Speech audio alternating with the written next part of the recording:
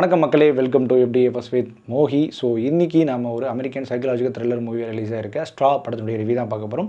இந்த படம் தமிழில் முக்கியமாக நெட்ஃப்ளிக்ஸ் ஸ்ட்ரீம் ஆகிட்டு இருக்கு. ஸோ இந்த படம் வந்து நிறைய பேர் நம்மளுக்கு சஜஷன் பண்ணியிருந்தாங்க, கண்டிப்பாக பாருங்கள் ப்ரோ, பாருங்கள் சொல்லுங்கள் அப்படின்னு சொல்லிட்டு.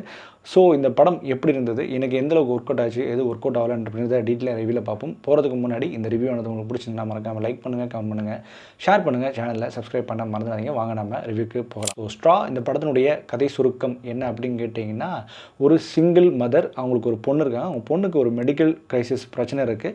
ஸோ அவங்க வீட்டை விட்டு கிளம்பி போகும்போது பார்த்தீங்கன்னா, அவங்க வந்து வீட்டு வாடகை ஒழுங்காக கட்ட முடியல. ஏன்னா அவங்க வந்து டபுள் ஒர்க் பண்ணாலுமே கூட அந்த ஒர்க் பண்ணுறது எல்லாமே டெய்லி செலவுக்கே சரியாயிடுது. முக்கியமாக அவங்க பொண்ணோட மெடிக்கல் செலவுக்கு பயங்கரமாக செலவாயிடுது.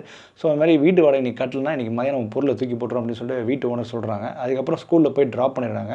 அதுக்கப்புறம் வேலைக்கு போகிறாங்க. வேலைக்கு போகும்போது பார்த்தீங்கன்னா அங்கேயும் ஒரு ட்ரபிள். நீ இன்றைக்கி செக்கு வாங்கணுன்னா நீ ஒழுங்காக வேலை பாரு, நீ இப்போ பாரு ஏதாவது ரீசன் சொல்லி கிளம்பிடுற. இல்லை சார், எனக்கு வந்து மெடிக்கல் ப்ராப்ளம் இருக்குது என் பொண்ணுக்கு, அதனால தான் இவ்வளோ ப்ராப்ளம் ஃபேஸ் பண்ணுறாங்க. அங்கே வந்து எல்லாமே முரட்டு பசங்களாக இருக்காங்க. அந்த லேடி சொல்கிற எதுவுமே அக்செப்ட் பண்ணிக்க மாட்டாங்க. அப்போது திடீர்னு ஒரு கால் வருது. கால் வந்து ஸ்கூலில் உடனே வாங்க விட்டுறாங்க. ஸ்கூலில் வந்தால் பார்த்தீங்கன்னா அவங்க பொண்ணை 2 பேர் கூப்பிட்டு போகிறாங்க. எதுக்குன்னா, அங்கே வந்து நீங்கள் வந்து குழந்தைய ஒழுங்காக சுத்தபத்தமாக வச்சுக்கல, நல்ல உணவு கொடுக்கலான்னு சொல்கிறாங்க.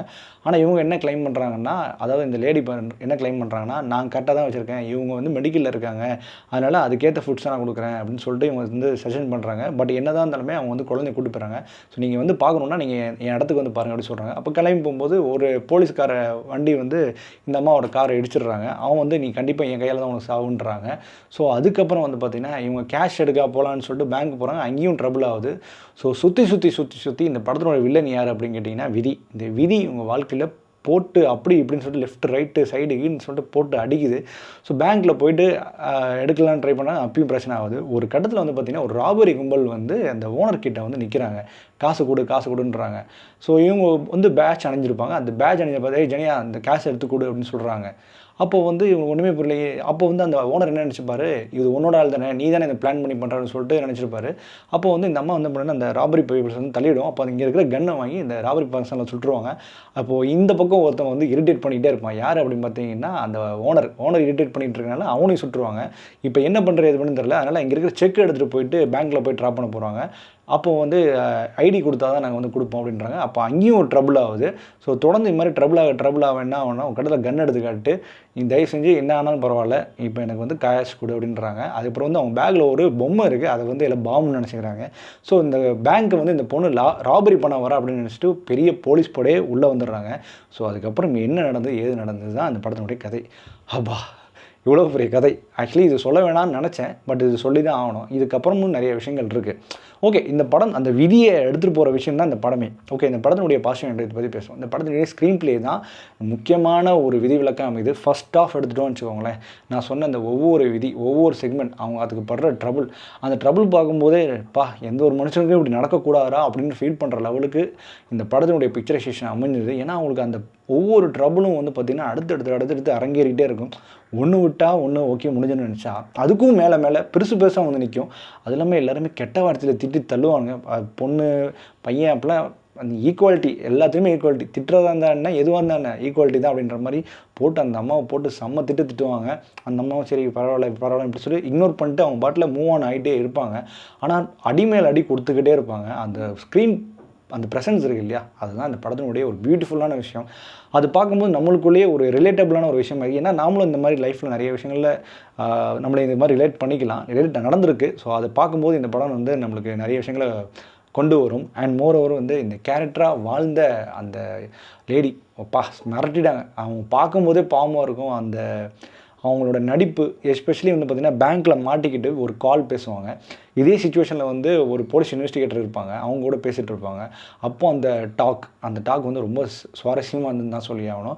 அதுக்கப்புறம் அவங்க ஒரு மதராக இருந்து பேசுவாங்க. அப்புறம் வந்து அவங்களுக்கு ஒரு முக்கியமான ஒரு பெரிய ட்ரபிள் வந்து நிற்கும். அது அன்எக்ஸ்பெக்டடாக இருக்கும். அந்த விஷயம் கேள்விப்பட்டதுக்கப்புறம் அவங்களுக்கு அவ்வளோ ஒரு ஸ்ட்ரெஸ்ஸில் இருப்பாங்க. அதை எக்ஸ்பிளைன் பண்ணுற விதமாக இருக்கட்டும், அதை அவங்க நடிப்பு மூலம் ஷோ பண்ணுறவங்க இருக்கட்டும், பிரித்து மேய்ஞ்சிட்டாங்க அப்படின்னு தான் சொல்லி ஆகணும்.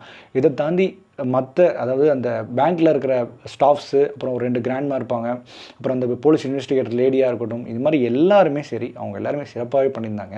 அண்ட் ஸ்க்ரீன் ப்ளே இந்த படத்தில் வந்து நிறைய அன்எக்ஸ்பெக்டடான சில மூவ்மெண்ட் கொடுத்துருந்தது. ஃபஸ்ட் ஹாஃப் ஃபுல்லாகவே இந்த கதையை மட்டுமே சொல்கிறதுக்கே இந்த ஃபஸ்ட் ஹாஃப் எடுத்துக்கலாம். செகண்ட் ஹாஃப் வந்து பார்த்திங்கன்னா அந்த இந்த ராபரி சீக்வன்ஸு இந்த சிச்சுவேஷன்லேருந்து வரும்போது பார்க்கும்போது ஏதோ ஒரு படத்தை பார்த்து பழகின மாதிரி ஒரு ஃபீல் இருக்குது. ஆனால் டக்குனு அந்த படத்துடைய பேர் தான் ஸ்ட்ரைக் அவுட் ஆகலை. பட் செகண்ட் ஹாஃப் வந்து பார்த்திங்கன்னா ஃபுல்லாகவே எந்த விதி வந்து அவங்கள விளையாண்டுச்சோ அந்த விதியை வந்து அவங்கள வந்து பெரிய ஆளாக்குது. அது நீங்கள் படம் பார்க்கும்போது உங்களுக்கு தெரியும். ஸோ அது வந்து கொஞ்சம் சினிமாட்டிக் லிபர்ட்டி எடுத்து பண்ணுறாங்களோ அப்படின்ற ஒரு ஃபீல் அடிக்குது.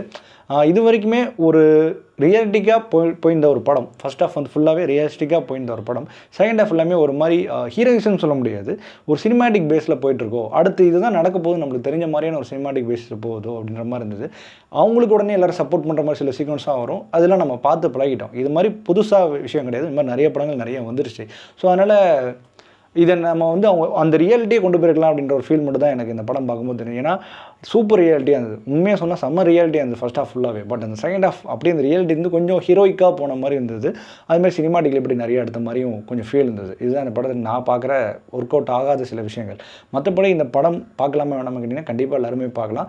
முக்கியமாக குழந்தைங்களை அவாய்ட் பண்ணி பார்த்தா ரொம்ப நல்லது. ஏன்னா படத்தில் நிறைய கெட்ட வார்த்தை இருக்குது. முக்கியமாக தமிழ் டப்பில் பார்க்கும்போது கெட்ட வார்த்தைகள் அள்ளும். அதுவும் நீங்கள் கேள்விப்படாத சில கெட்ட வார்த்தைகள்லாம் உள்ளே அள்ளி போட்டிருப்பாங்க. அதனால் குழந்தைங்க அவாய்ட் பண்ணுறது நல்லது. இந்த படத்துக்கு நம்ம கொடுக்கக்கூடிய ரேட்டிங் என்ன அப்படின்னு கேட்டிங்கன்னா 5க்கு 3.5. இந்த மாதிரி மூவி ரிவ்யூஸ்க்கும் மூவி ரெக்கமெண்டேஷனுக்கும் நம்ம சேனலில் தொடர்ந்து ஃபாலோ பண்ணிக்கோங்க. அண்ட் ஸ்டே வித் மீ அப்படியே ஃபர்ஸ்ட் வித் மோகி.